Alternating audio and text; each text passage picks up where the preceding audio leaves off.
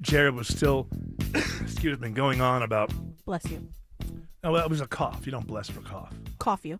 Thank you. I was trying to give you a visual. How dare you? Well, I'm thinking about it.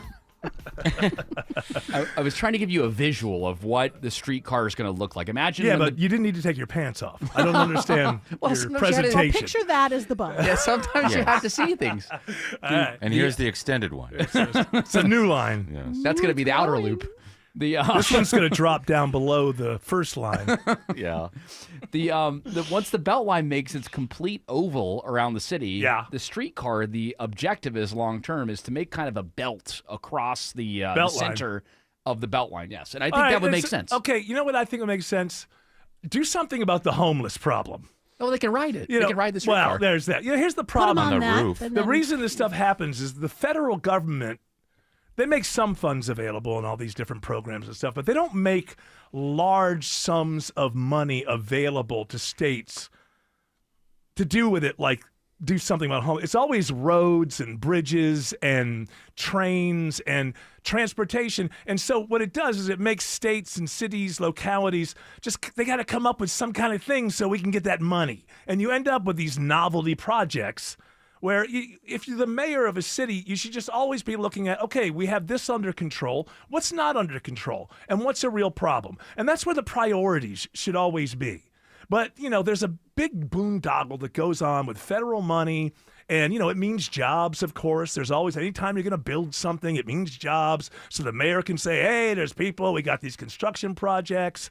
I mean, for heaven's sake, I've got an idea. If I was mayor, what's the term? 4 years, right? Yeah, 4 years. If I was mayor for 4 years. Andre Dickens is still celebrating his second term. I know, for heaven's sakes. The endless party. Yeah. But I would say, okay, for those who live in the city, at the end of my 4 years, all of the construction on West Peachtree will actually end. This West Peachtree, I mean, honestly, for the like 10 years. More than Longer that. than that. it's- Longer that than is- that. Autumn, when we were hanging out doing Mad Pundit in the city all the time, this That's was going, it's true. like that was 20 years ago. What's More than 20 years ago. I know that you don't have social media, but one of my favorite things to look at is when they show the transformations from 10, 20 years ago. Yeah. And West old parts. Peachtree's still always under It construction. still is, but man, there are so many skyscrapers now Okay, that but weren't stop there before. for a year. Stop building a skyscraper for a year. It is impossible. It is impossible to drive West Peachtree sometimes at 1:30 in the morning. It's like, oh, I'm in a lane. Oh, whoa, no. Okay, I got to go over two. They build these buildings. Excuse me, we need to use half the road for 4 years. Like, And it's all for Stop. private enterprise, so they inconvenience us that way. They're not fixing the road. They're Right. closing it down to build stuff. it's just insane. West Peachtree is never settled. Like the whole project around, the top of the, 400.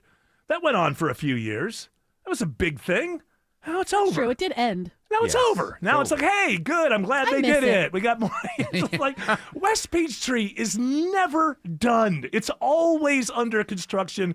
We should protest there. Yeah. No. This is my dream. My dream is that just one time in my life before I slip this mortal coil, one time in my life, I drive down West Peachtree and I don't see any of that orange plastic netting stuff. Okay, that's you're always asking too much, Eric. You're Yeah. asking way too much. It's just absurd. It's just absurd. But with the problem going back to, a mayor should prioritize what is the problem in the city. But like I was saying, there's a whole, it's not just the federal money that's available for roads and all that kind of stuff, transportation, but there's also a local industry of construction and road people and whatever. And the pipeline has to keep going on. So that's always the priority. Now, look, roads are important and we need that. I'm not saying that they're not. But how about this? How about we actually put a dent in homelessness in a humanitarian way? Somebody on earth has one idea that When's the last time anybody even said this is how we're going to do it? They don't even talk about it anymore. They don't talk about it. They changed it to unhoused to make us all feel better. Right. Yeah. And then people are doing those like tiny houses in California, but that's also but those are expensive. So short-sighted about like what is the real cause of homelessness. It's not because they don't have homes. There's a percentage of people that are like that, but like it's real small. It's mental, drugs, the whole thing, and it's very difficult. That's why no politician touches it, because it's very difficult, and no politician wants to do difficult things. They want to get lucky and go into office, and some big company says, "Hey, we want to build a building," and then they go there and they the ribbon and look at me and look what I did. Meanwhile, there's 300 more homeless people this year. It's just like it is. That's what needs to be fixed. That is what needs to be fixed. Absolutely. It's hard. And what's funny, or I guess not funny, but it's hilarious. What's people freezing all night long? Is that what you're talking about? Not think about it that way. Cruel bastard. This guy. No, I do. People like to be cold. Look at you, Eric. You like it cold. I do. But they don't have hot tubs. Right on the street. I do hate how it has not been addressed. But one thing that I have noticed from living within the city limits of Atlanta for over 10 years now is how much we are chasing issues. So number one, when I first moved here, they were trying so hard to build enough apartments and enough condos to accommodate people that were in their 20s, right? Now, the next thing that I've noticed as more and more people move out of the city again to start families, now the city's trying to find ways, well, look, we can build family homes, single-family homes here. That's stupid. And they're chasing that's a dumb. the I agree with clientele you. Listen, a city thrives on young people living in the city. Young people go out. Young people do things. They spend their money stupidly. That's what you need. And once people get a kid or two, and they're like, "Oh my goodness, the tax," and then they go to the suburbs. It's fine. Don't try to replace them with more young people, more things like that. A thriving, great city is because of the fact that you have a lot of young people and young families. Fine, but you don't try to be the suburbs. You're not the suburbs. Agreed. And I've noticed so many neighborhoods around Atlanta trying to chase people that are, I guess, like in their 40s now that have kids. Here. And they're like, hey, come on back. Look, you can be close to work and you can live close to work. You can spend $25 for parking to go to a club. Yeah. It's going to be great. You don't want to go out to the suburbs with all that free parking and those huge parking lots. That's ugly. Make sure you get the app. If they would develop the bus system, you could take the bus places. Nah, we don't need that. Listen, come on. I'm not riding I didn't open my restaurant here. So. The buses are cool. So the bus people could come. No, come on. No bus people. I'm a bus person, damn it. Not anymore. Not anymore. Yeah, you don't even know what a bus is. Yeah, well, listen, I did everything. Well, you know what? When I was riding them on a daily basis for all those years, every day I said to myself, I've got to do something to get myself out of this thing where I'm riding bus. And you know what?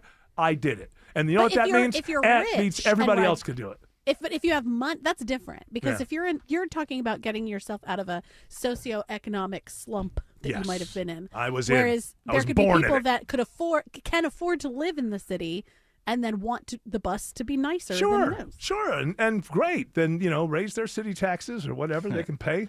Because they put a streetcar. Yeah, well, there you go. Yeah, you're right. Stop with the novelty projects. Yes.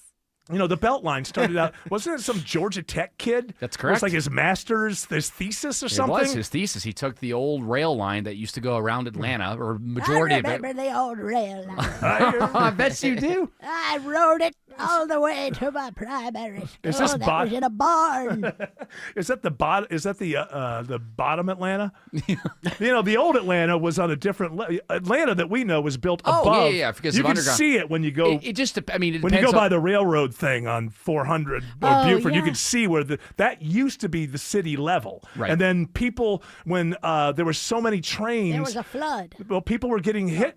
It was dangerous. The streets were dangerous, so they just decided we'll just build Atlanta above, a story above all of this. Right. Which is why you have underground. Let's start over and go Build one another more level layer. up. I thought she was going to say burn it down. That would be completely wrong Sherman? to say Yeah, about dig 'em up. Atlanta. Too soon, Autumn. Too soon. Yeah, I have a great, we still talk about it. My 14th grade. Yes. We don't say Granddad. the S word around here. Hey, they should have given the cotton, and Sherman wouldn't have burned it. You said it. There's the word antebellum for a reason. They paid up. I don't even know what the word antebellum means. Pre-Civil War? It means pre-Civil War. Yeah. It just usually it's a dumb the people... word. I hate that word. Why? Wow. It's just I don't know. It's just like it doesn't sound like it means pre-war. Antebellum. What a dumb word. But that's I've always people hated would pay, it. They would pay the soldiers not to burn their house down. Well, antebellum means the period before the war. I get it, but it's a dumb word. It doesn't sound anything like. I looked up antebellum. Antebellum does not like you either, Eric. Well, that you know what? I challenge antebellum to a fist fight. Autumn is antebellum. Yes. I was here. Oh, my star! I can't believe you're challenging a woman to a fist fight. She's so naive. She's so pre-war.